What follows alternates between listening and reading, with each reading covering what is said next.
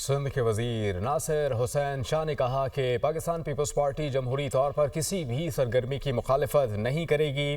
بلاول بھٹو کی ہدایت پر سہیل آفریدی کو سہولتیں دی جا رہی ہیں۔ وزیر اعلیٰ خیبر پختونخوا کے عہدے کے مطابق پروٹوکول دیا جا رہا ہے۔ سندھ میں کہیں بھی سڑکیں بلاک کرنے کی اجازت نہیں دی جائے گی۔ ہمارا پی ٹی آئی سے سیاسی اختلاف اب بھی موجود ہے۔ پوری کوشش ہے کہ پی ٹی آئی کو جلسے کی اجازت مل جائے۔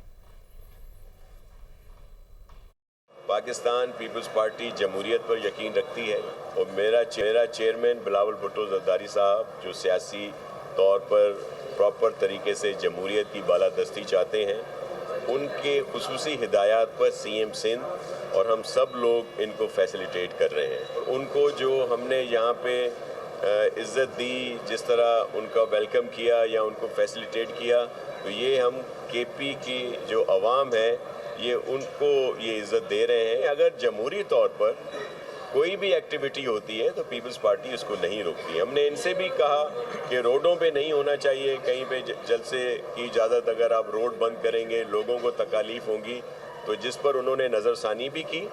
جو ابھی انہوں نے دی ہے کال فیبرری کی، ہمارے پی ٹی آئی سے سیاسی اختلافات اپنی جگہ پر ویسے ہی ہیں۔